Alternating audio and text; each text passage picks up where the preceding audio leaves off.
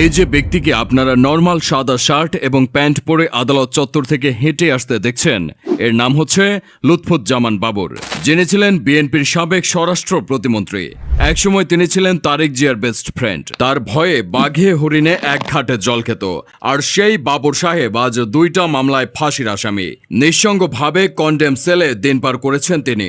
রিমান্ডে বাবরকে টর্চার করে 21 আগস্টের গ্রেনেড হামলার মামলায় তারেকের নাম জড়াতে বলেছিলেন পুলিশ, কিন্তু তিনি একবারও তার নাম বলেননি। একটা সময় তিনি তার চুলে জেল দিয়ে মাথার চুল খাড়া করে রাখার স্টাইলটা বাংলাদেশে জনপ্রিয় করেছিলেন। উদ্ভট ইংলিশ কথা বলার জন্য বেশ আলোচিত হয়েছিলেন তিনি। তার মধ্যে অন্যতম হচ্ছে এটি। না, শত্রু আইডেন্টিফাইড না, we are open, we are looking for শত্রু। এই ভিডিওটি আপনারা ফেসবুকে অনেক দেখেছেন। এটা অনেক ভাইরাল হয়েছিল। সেই সময় এই কথার জন্য তিনি অনেক সমালোচিত হয়েছিলেন। তবে বর্তমান স্বরাষ্ট্র মন্ত্রণালয় যেরকম মিডিয়ার উপর হস্তক্ষেপ করে, কিন্তু লুৎফুজ্জামান বাবর, যিনি স্বরাষ্ট্র প্রতিমন্ত্রী থাকাকালীন কখনোই মিডিয়ার উপর হস্তক্ষেপ করেননি। পত্রিকা কিংবা টিভি মিডিয়াতে কথা বলার স্বাধীনতা ছিল। 2018 সালে তার যেদিন ফাঁসির রায় দিয়েছিলেন আদালত, সেই দিনই ছিল লুৎফুজ্জামান বাবরের জন্মদিন। কারাগারে থেকেও তিনি দিন দিন আরও জনপ্রিয় হয়ে উঠেছেন। আজকে আমরা জানব লুৎফুজ্জামান বাবরের জীবনী সম্পর্কে। লুৎফুজ্জামান বাবর জন্মগ্রহণ করেন 1958 সালের 10ই অক্টোবর নেত্রকোনা জেলার মদন উপজেলায়। তার শৈশব কাটে ঢাকার মগবাজার এলাকায়। তার পিতা একে লুৎফুর রহমান, তিনি ছিলেন মূলত একজন সাবেক পুলিশ কর্মকর্তা। মা জোবাইদুর রহমান ছিলেন একজন গৃহিণী। 4 ভাই ও 3 বোনের মধ্যে লুৎফুজ্জামান বাবর ছিলেন তৃতীয়। যতদূর শোনা যাচ্ছে তিনি ছোটবেলা থেকেই একটু ক্যাডার টাইপের ছিলেন, যার ফলে তিনি নাকি ম্যাট্রিক পাশও করতে পারেননি। আবার অনেকে বলে তিনি নাকি ইন্টারমিডিয়েট পর্যন্ত পড়াশোনা করেছেন। সে সময় তিনি গঠন করেছিলেন নিজস্ব একটি ব্যান্ড গানের গ্রুপ। কথিত আছে যে লুৎফুজ্জামান বাবর 1980-র দশকে ঢাকা বিমানবন্দর কেন্দ্রিক ব্যবসা শুরু করেছিলেন। অভিযোগ রয়েছে তিনি 1980 সালে প্রেসিডেন্ট হোসেন মোহাম্মদ এরশাদ থাকাকালীন অবস্থায় ক্যাসিও ব্র্যান্ডের ঘড়ি পাচার করত। এরকম অভিযোগ শোনা গেলেও তার ঘনিষ্ঠদের দাবি তিনি কখনোই বিমানবন্দর কেন্দ্রিক ব্যবসায় জড়িত ছিলেন না।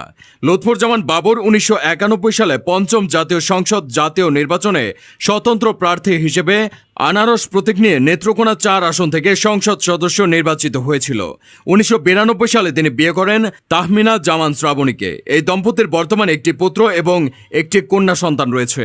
এরপর 15ই ফেব্রুয়ারি 1996 সালের 6ষ্ঠ এবং 2021 সালের 8ম জাতীয় সংসদ নির্বাচনে বাংলাদেশের জাতীয়তাবাদী দলের প্রার্থী হিসেবে নেত্রকোনা 4 আসন থেকে সংসদ সদস্য নির্বাচিত হন।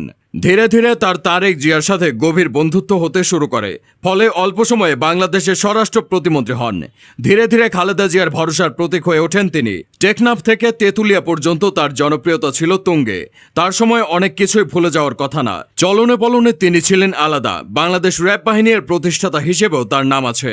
যাই হোক, দীর্ঘদিন পর আবারও আলোচনা এসেছে লুৎফুজ্জামান বাবর। লুৎফুজ্জামান বাবরের বিরুদ্ধে সবচেয়ে বড় অভিযোগ হচ্ছে ভারতের 7 সিস্টার নামে পরিচিত 7টি রাজ্যের বিদ্রোহী দল গঠন করে ভারতকে অস্থিতিশীল করার প্রচেষ্টা। এমনকি চীন ও পাকিস্তান মিলে ভারতের যতটা ক্ষতি করতে পারেনি, তিনি একাই তার চেয়ে বেশি ক্ষতি করার চেষ্টা করেছিলেন। একসময়ের জাতীয়তাবাদী দলের প্রভাবশালী স্বরাষ্ট্র প্রতিমন্ত্রী লুৎফুজ্জামান বাবর 17 বছর কারাগারে রয়েছে। তাকে সর্বশেষ জনসম্মুখে দেখা গিয়েছিল 2021 সালের অক্টোবরে দোদকের একটি মামলায়। আদালতে হাজিরা দেওয়ার সময় তাকে দেখা গিয়েছিল। এখন তিনি কেরানীগঞ্জের ঢাকা কেন্দ্রীয় কারাগারে রয়েছেন। ফাঁসির রায়ের চূড়ান্ত নিষ্পত্তির সময় গুনছেন। প্রিয় দর্শক, আপনি যদি বাবরের মুক্তি চান তাহলে কমেন্টে #বাবর লিখে দিন।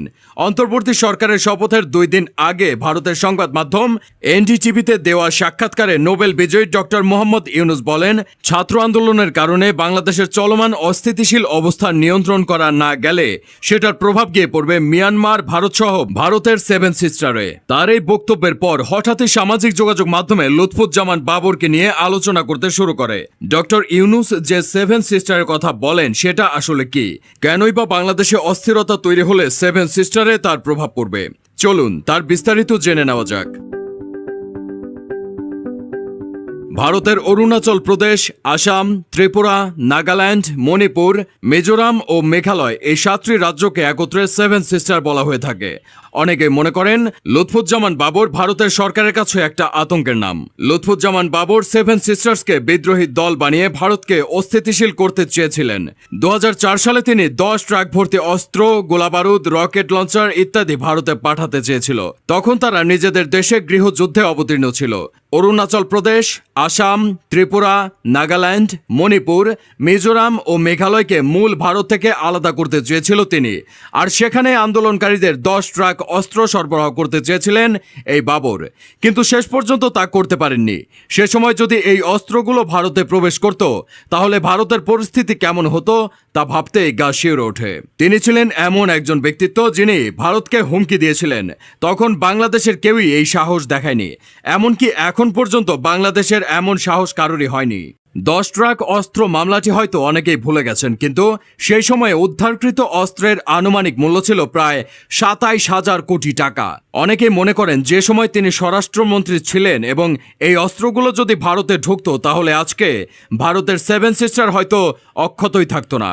ভারত তখন নিজেদের নিরাপত্তা নিয়ে এতটাই ব্যস্ত হয়ে পড়ে যে আমাদের দেশের অভ্যন্তরীণ বিষয়ে হস্তক্ষেপ করার সময় পেত না। ফলে হয়তো আমাদের দেশকেও 17 বছর এই দুঃশাসন সহ্য করতে হতো না। তার সেই বিখ্যাত dialogue, we are looking for শত্রুজ, যা আজও অনেকে ভুলতে পারেনি।